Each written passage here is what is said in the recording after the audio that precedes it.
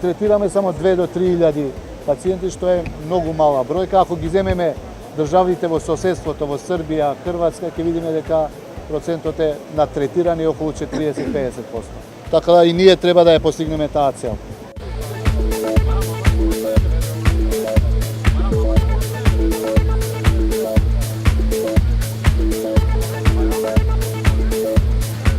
Подсетиме дека заборавањето не е дел од нормалното старење, против овој мит активно се бориме.